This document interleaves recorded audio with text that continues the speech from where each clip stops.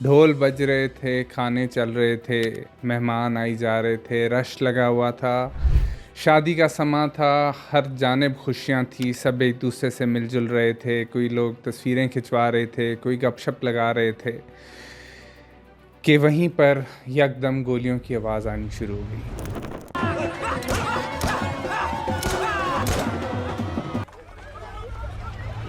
हर तरफ अफरा तफरी मच गई। कुछ समझ नहीं आ रहा था क्या हो रहा था, और फिर यकदम देखा गया कि एक शख्स ज़मीन पर पड़ा और अपनी आखिरी सांसें गिन रहा है। वो शख्स कौन था? वो शख्स था अमीर बालाज, टीपू ट्रक्का वाला का बेटा, जो कि अपनी ज़िंदगी की बाजी हार गया था उसी शादी के डेरे में। सब ने कहा कि ये अमीर बालाज का कत्ल हुआ है, लेकिन वो एक इंसान का कत्ल नहीं था, बल्कि वो दोस्ती का कत्ल था। क्योंकि जब बाद में अमीर बालाज के कत्ल की इन्वेस्टिगेशन करवाई गई तो पता चला कि उसका बेस्ट फ्रेंड एहसन शाह, जिसको उसने सब कुछ लेकर दिया, उसको एक घर लेकर दिया, उसको गाड़ी लेकर दी, उसको बहुत सारे पैसे दिए, उसके ऊपर बहुत ख़र्चा करता था, उसकी कोई बात अमीर नहीं टालता था। एहसन को आंखों पर बिठा कर रखा हुआ था। हर शख्स अमीर बालाज को मना करता था कि एहसन शाह के साथ ना फिरो, ये अच्छा इंसान नहीं है, लेकिन अमीर बालाज हमेशा यही कहता था कि ये मेरा दोस्त है, इसके आगे मैं कुछ नहीं सुनना चाहता। उसी एहसन शाह ने अमीर बालाज के कत्ल की मुखबरी की। उसी एहसन शाह ने अमीर बालाज को मरवाया। बहुत सारे लोगों ने कहा कि ये कत्ल पैसों के लिए करवाया गया, ये मुखबरी पैसों के लिए हुई है, क्योंकि एहसन शाह ने करोड़ों रुपए लेने थे उस मुखबरी के। लेकिन दर हकीकत ये कत्ल जेलसी के पीछे करवाया गया। ये वो जलन, वो हसद थी जो एहसन शाह अमीर बालाज से खाता था, जिसकी वजह से वो ये नहीं चाहता था कि अमीर बालाज ज़िंदा रहे, क्योंकि जब अमीर बालाज इस दुनिया से चला जाएगा तभी एहसन शाह लाइमलाइट में आएगा, तभी वो प्रोमिनेंट होगा, तभी वो लोग जो अमीर बालाज के साथ थे वो एहसन शाह को सपोर्ट करने लगेंगे। एहसन शाह को वो प्रोटोकॉल, वो वीआईपी बिहेवियर मिलेगा जो अमीर बालाज को मिलता था। इसी उम्मीद में उसने अमीर बालाज को कत्ल करवा दिया। तो ये एक अकेला मामला नहीं है, ये हसद, दोस्तियों में जेलसी, ये एक बहुत आम सी चीज़ है। फेक फ्रेंडशिप्स पाकिस्तान में बहुत आम है। दोस्तियाँ हकीकी मिलती नहीं हैं, मतलब की दोस्तियाँ, हसद की दोस्तियाँ, दोस्तियों में कंपटीशन, ये पाकिस्तान में एक बहुत आम बात है। आजकल हर शख्स ये बात करता है कि अच्छे दोस्त नहीं मिलते, अच्छे दोस्तों की तलाश रहती है, लेकिन हमेशा फेक दोस्त ही मिलते हैं। लेकिन आखिर ऐसा है क्यों आजकल फ़ेक दोस्तियाँ इतनी आम हो गई हैं? आजकल दोस्तियाँ इस बात के ऊपर की जाती हैं कि आप क्या दोस्ती में दे सकते हो, क्या प्रोवाइड कर सकते हो, इस बात पर नहीं की जाती कि आप कौन हो, आप इंसान कैसे हो, आपका कैरेक्टर कैसा है, आपकी दोस्ती कैसे है। इस चीज़ को साइकोलॉजी में इंस्ट्रूमेंटल रिलेशनशिप कहा जाता है, जिसके अंदर सिर्फ़ और सिर्फ म्यूचुअल बेनिफिट देखा जाता है कि हमें फ़ायदा क्या है इस चीज़ से।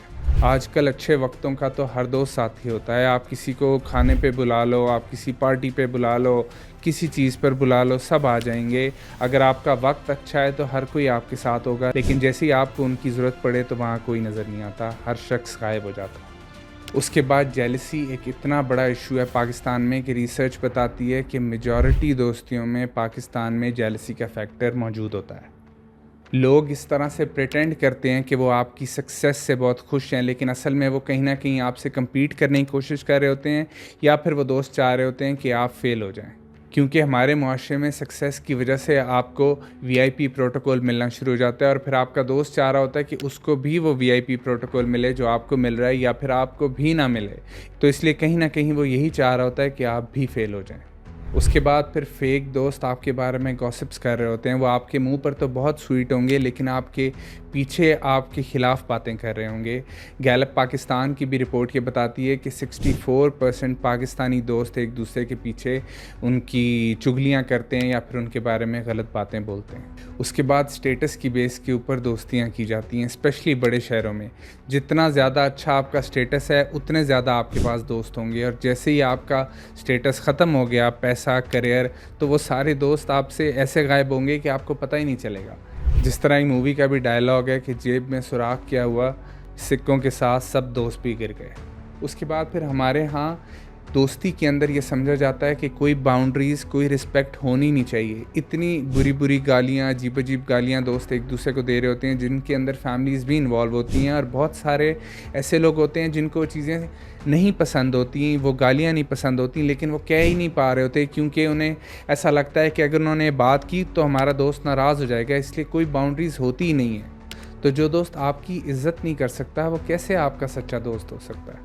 लेकिन मसला ये आता है कि हम हर दोस्त को सच्चा दोस्त ही समझ रहे होते हैं, हमें हर दोस्त यही लगता है कि ये सही है। तो हम किस तरह से ये स्पॉट करें कि कौन सा दोस्त फेक है और कौन सा हमारा सच्चा दोस्त है?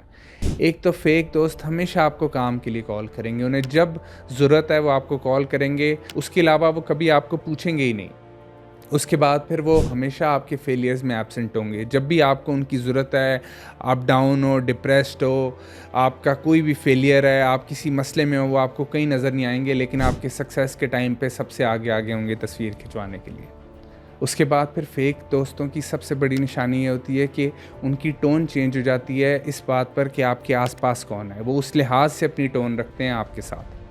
उसके बाद फिर वो आपकी अचीवमेंट्स को बहुत ज़्यादा डाउन प्ले करते हैं, उन्हें ज़्यादा प्रमोट नहीं करते, बल्कि आपकी फेलियर्स पर, आपकी मिस्टेक्स के ऊपर ज़्यादा ध्यान देते हैं कि नहीं, तुम्हारे अंदर तो ये चीज़ है, तुम तो ऐसे बुरे हो, वैसे ख़राब हो, और लोगों को भी यही बताते हैं। आपकी अचीवमेंट्स को प्राउडली नहीं बता पाते, क्योंकि कहीं ना कहीं उनके अंदर वो फेकनेस, वो जेलसी मौजूद होती है। तो इसलिए ये जो फेक फ्रेंडशिप्स है, ये एक बहुत बड़ा मसला है, और हम सबको दोस्तों की ज़रूरत होती है। दोस्तों के बगैर हम कंप्लीट ही नहीं हो पाते। लेकिन हम अच्छे दोस्त बना किस तरह से सकते हैं, बिल्ड कैसे कर सकते हैं अच्छी दोस्तियाँ? एक तो दोस्तियों के अंदर सिर्फ कैरेक्टर देखें, फ़ायदा नुकसान देखना छोड़ दें, क्योंकि दोस्तियों के अंदर फ़ायदा और नुकसान नहीं देखा जाता। उसके बाद फिर दोस्तियों को टेस्ट करें, ये देखें कि कौन इंसान आपकी मदद करता है बगैर कुछ वापसी चाहे हुए, बेलॉस कौन है आपके साथ।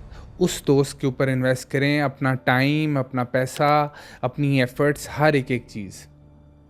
उसके बाद फिर अपने सर्कल को छोटा रखें, लेकिन जेन्युइन रखें। ये ज़रूरी नहीं है कि आपके 500 दोस्त हों तो तभी आप बहुत ज़्यादा सोशल हो सकते हैं। आपके 5 अच्छे दोस्त हों, आपके 2, आपका 1 अच्छा भी दोस्त हो, तो आपकी ज़िंदगी में वो जो दोस्ती की खला है वो पूरी हो सकती है। लेकिन अगर आपके 500 दोस्त हैं और सारे फेक हैं, तो आपकी ज़िंदगी में सिर्फ तबाही है।